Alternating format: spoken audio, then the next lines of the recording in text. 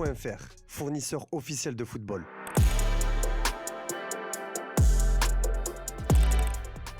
Salut à toutes et à tous et bienvenue dans ce nouveau JT Foot Mercato. On commence en France où la famille Arnaud s'attaque au Real Madrid.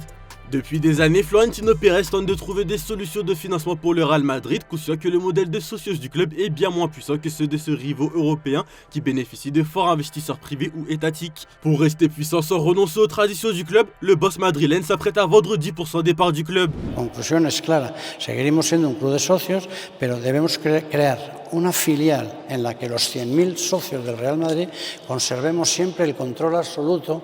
Sobre esta base, esta filial podría incorporar simplemente, por valorar el club, una participación minoritaria, no sé, del 5%, una cosa así, para que sepamos lo que vale el club, porque si no tampoco sabemos lo que vale, ¿no? ¿Y por qué dar ese paso? Porque es la vía más clara y más contundente que tenemos para valorar, porque otro sería salir a bolsa y eso no queremos hacerlo. Que alguien esté dispuesto a invertir unas cifras relevantes de dinero por una participación simbólica es la mayor demostración del valor del Real Madrid. Et d'après le média ibérique Voz Populi, 3 actionnaires sont intéressés par le projet dont Bernard Arnault à la tête du groupe de luxe LVMH. Son intérêt s'inscrit dans une stratégie plus large car LVMH a déjà un lien commercial avec le Real Madrid en étant habilleur officiel des équipes de football et basketball du club depuis juin dernier. Mais investir au capital permettrait d'associer la marque de luxe à l'une des institutions sportives les plus prestigieuses du monde. Bien qu'aucun processus ouvert ni négociation formelle ne soit en cours, la famille Arnault ne compte pas s'arrêter au Paris FC. Au Paris FC justement, le club de la capitale a été battu 4-2 par le LOSC qui traverse une période très compliquée. Après un début de saison encourageant, le club de la capitale n'a gagné qu'un seul de ses 6 derniers matchs, enregistrant 4 défaites sur cette même période. S'il est vrai qu'il y avait quelques absences hier comme Otavio ou Maxime Lopez, la copie rendue par les Parisiens a été insuffisante. Le PFC souffre défensivement cette saison avec déjà 25 buts encaissés. Les hommes de Stéphane Gini ont la 3e pire défense du championnat. En plus de ces problèmes derrière, l'animation offensive n'est pas fameuse non plus et dépend beaucoup d'exploits individuels. Et la situation se complique encore un peu plus puisque Pierre Lesmelou et Samir Chergui, 2 éléments indispensables pour le club parisien, se sont blessés. Du côté de l'OM, Roberto De Zerbi a annoncé une rechute pour Facundo Medina. Les Marseillais affrontent Newcastle en Ligue des Champions demain et l'entraîneur italien va devoir se passer de 2 de ses défenseurs. L'OM devra aussi faire sans Naïef Aguerd, victime d'une pubalgie.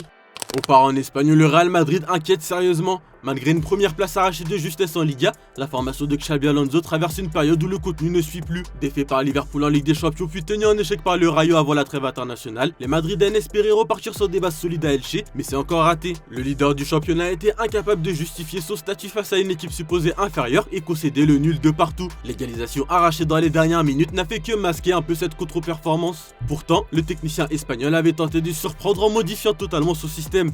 Xabi Alonso a mis un 3-4-3 en place pour pallier nombreuses absences défensives avec notamment un trio Asensio, Huysen, Carreras derrière une ligne défensive de 4 très offensive. Un choix audacieux mais qui n'a pas payé. L'animation offensive n'a pas rassuré non plus, à commencer par Rodrigo qui reste plombé par une inefficacité inquiétante. Encore mieux ce dimanche, le Brésilien a enregistré son 29e match consécutif sans marquer en Liga. Kylian Mbappé, lui, a eu plusieurs opportunités mais a manqué de tranchant. Le capitaine de l'équipe de France a enchaîné une 3e rencontre sans trouver le chemin défilé, une première depuis son arrivée au club. Quant à Vinicius, son entrée en jeu n'a rien apporté. Une nouvelle prestation ratée qui va renforcer les interrogations autour de Xabi Alonso et de certaines individualités.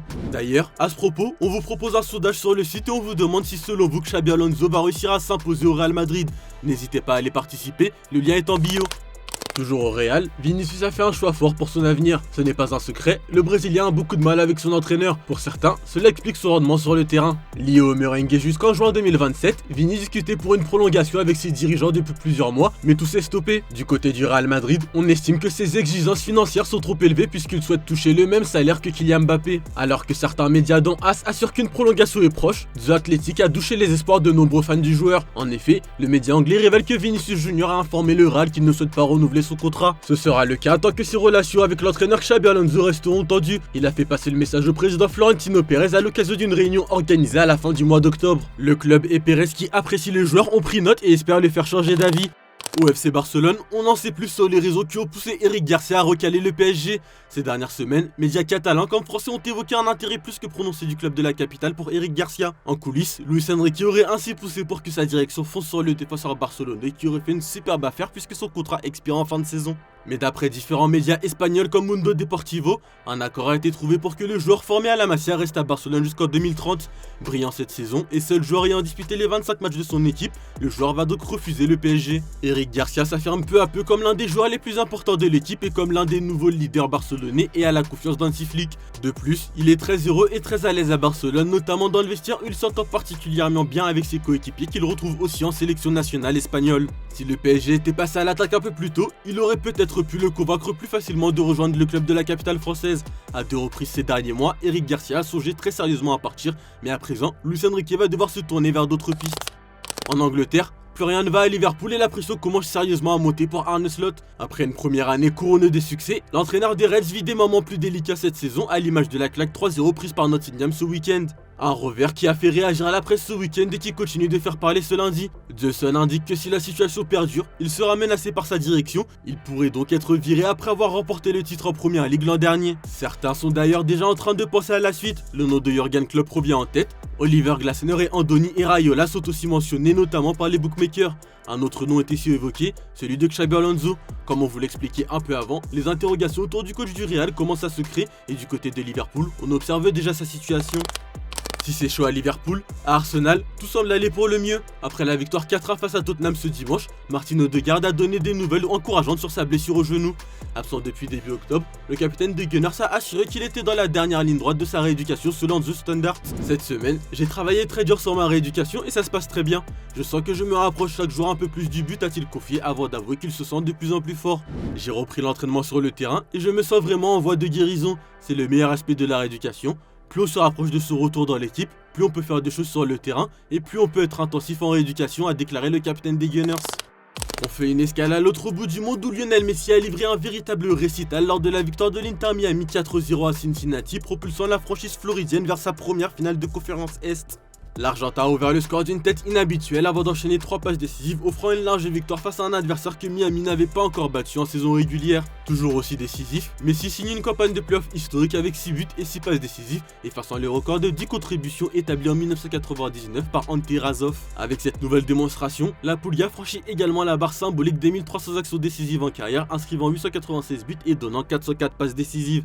Miami affrontera Philadelphie en finale de conférence avec l'objectif d'aller chercher une place en finale de MLS. Alors que le mondial 2026 approche aux États-Unis, au Mexique et au Canada, la Russie, toujours bannie du football international, envisage un projet fou d'organiser sa propre Coupe du Monde.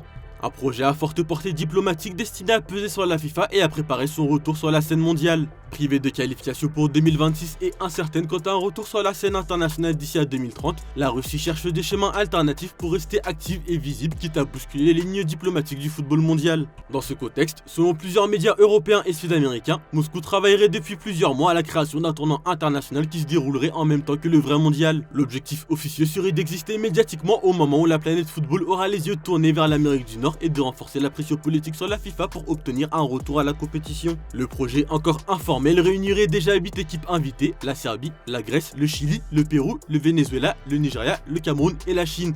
Des nations qui elles aussi n'ont pas réussi à décrocher leur billet pour 2026. Mais un obstacle majeur demeure puisque tant que le veto imposé par la FIFA et l'UEFA n'est pas levé, la Russie ne peut organiser un tournoi international impliquant des fédérations membres même sous une forme amicale. On passe aux officiels du jour où l'arbitre de PSG Tottenham est connu. L'Allemand Felix Weyer sera l'arbitre du match. Pour rappel, il avait été désigné pour arbitrer la demi-finale retour de Ligue des Champions entre le PSG et Arsenal la saison dernière.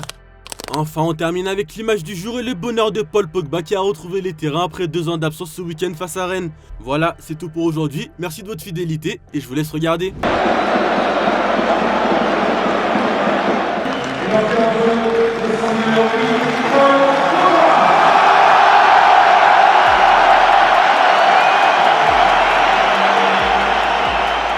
Sur ces